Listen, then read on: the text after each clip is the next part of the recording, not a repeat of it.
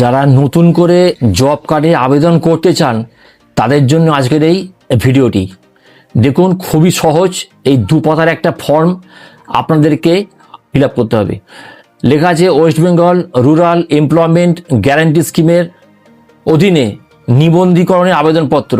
বাঁদিকে লেখা আছে জেলার নাম, আর মাঝখানে একটা ছোট্ট বক্সের মধ্যে রেজিস্ট্রেশন নম্বর, ব্লক, গ্রাম পঞ্চায়েত, গ্রাম সংসদ। এইটা কিছু করতে হবে না, আপনাদের করতে হবে এখানে লেখা আছে ক, এই যে পরিবারের প্রধানের নাম, আপনাদের পরিবারের যে হেড আছে তার নাম এখানে লিখবেন।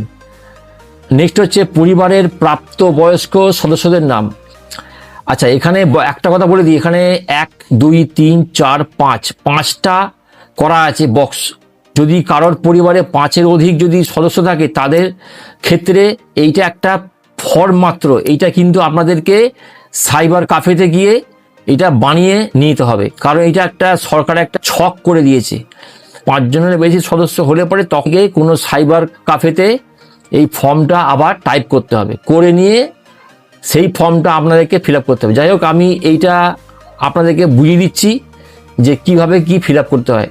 তো যাই হোক, এবারে খ হলো পরিবারের প্রাপ্তবয়স্ক সদস্যদের নাম।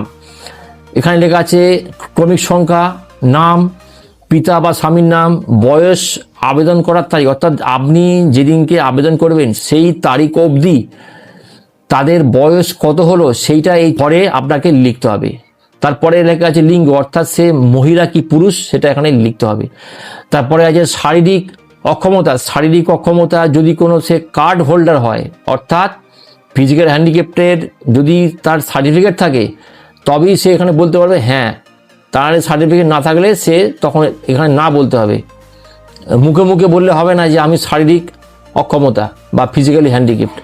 তারপরে নেক্সট আছে লেখা রেশন কার্ড নম্বর অথবা সচিত্র পরিচয়পত্র, অর্থাৎ ভোটার কার্ড। এই দুটোর মধ্যে যে কোনো একটা দেখবেন। সচিত্র ভোটার কার্ডে দেখবেন ওপরে বাঁদিকে কি ডান দিকে একটা নম্বর লেগেছে WB বলে, WB/72/ এরকম একটা নম্বর দেওয়া আছে। সেই নম্বরটা বা UNIZ36 এরকম একটা নম্বর, সেই নম্বরটা এখানে এই ফাঁকটায় হবে। তা না হলে রেশন কার্ডের যে নম্বরটা আছে সেই নম্বরটা এখানে হয়ে যাবে। এইভাবে যে কজন সদস্য আছে তাদের প্রত্যেকের নাম, পিতার নাম বা স্বামীর নাম, বয়স, লিঙ্গ, সে তারপরে শারীরিক অক্ষমতা, এইভাবে প্রত্যেকটা আপনারা তাদের এইগুলো ভর্তি করতে হবে। ভর্তি করার পরে মোট কতজন হলো এখানে লিখতে হবে। 5 জন কি 6 জন কি 3 জন সেইটা এখানে লিখতে হবে, মোট কতজন হলো। এইবারে গ্রামের নাম, আপনি যে গ্রামে বাস করছেন সেই গ্রামের নামটা তার পাশে লিখতে হবে। পোস্ট অফিস, আপনি যে পোস্ট অফিসের অধীনে বাস করছেন সেই পোস্ট অফিসের নাম এখানে হবে। মৌজা, মৌজাটা কি? মৌজা হচ্ছে আপনার জায়গা, আপনার জমি বা আপনার বাড়ি যে মৌজার অধীনে, সেটা আপনি কোথেকে পাবেন? আপনার যে পর্চা আছে সেই পর্চা দেখবেন, আর সেই পর্চাতে সব থেকে ওপরে এই মৌজার নামটা আপনি পেয়ে যাবেন। থানা, আপনি যে থানার অধীনে বাস করছেন সেই থানার নাম এখানে বসে যাবে।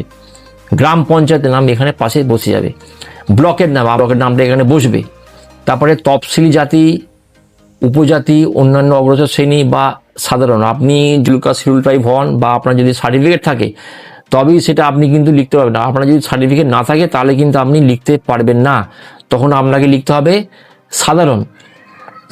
আচ্ছা, আর যেটা একটা কথা বলে দিই, এখানের মধ্যে যেটা আপনার হবে না, ধরুন আপনি তফসিলি জাতি, বাকিগুলো পেন দিয়ে এরকম ক্রস একটা করে টিক দিতে হবে। অর্থাৎ লেখা আছে ইন্দিরা আবাস যোজনা উপভোক্তা।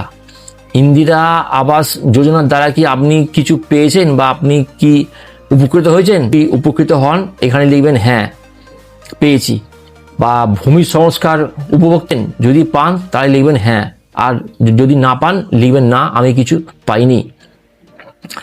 তারপরে আমি কিংবা আমরা অদক্ষ শ্রমিক হিসাবে কাজ করতে ইচ্ছুক, এটা একটা। আচ্ছা, কাজ করতে ইচ্ছুক প্রাপ্তবয়স্ক সদস্যদের স্বাক্ষর টিপসই। এবারে যে কজনের নাম এখানে আপনি লিখলেন 1 2 3 4 5 জন, সেই 5 যিনি সই করতে পারেন সে সই করবে, আর যিনি সই করতে পারেন না টিপসই দেন তিনি এখানে টিপসই দেবেন। আর এদিকে লেখা আছে পরিবারের প্রধানের স্বাক্ষর কিংবা টিপসই। পরিবারের প্রধান যে আছে তার এখানে তিনি যদি সই করতে পারেন তার সই হবে, তিনি যদি সই না করতে পারেন তার টিপসই এখানে হবে।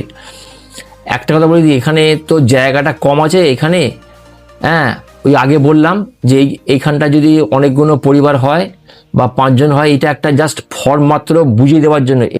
তারপরে নিচে হচ্ছে একটা এখানে কাঁচির ছবি দেওয়া যায়, কাঁচি, এই পোর্শনটা যে আবেদনকারী, হ্যাঁ তার এখানে নাম, তার স্বামী বা পিতার নাম, গ্রামের নাম, পোস্ট অফিসের নাম লিখে এর নিকট হইতে এটার নামটা লিখবেন। অর্থাৎ এখানে লেখা আছে গ্রাম পঞ্চায়েতের পদাধিকারের স্বাক্ষর। যিনি এই ফর্মটি জমা নেবেন তিনি এইখানে তার সই লিখে বা স্ট্যাম্প দিয়ে আপনাকে এইটুকুনি পোর্শন কেটে দিয়ে দেবে। আছে এইটা গ্রাম পঞ্চায়েতের কার্যালয়ের ব্যবহারের জন্য, এইটা আপনাকে কিছু করতে হবে না, জাস্ট এটা নিয়ে যাবেন, ওরা এইটা নিয়ে নেবে।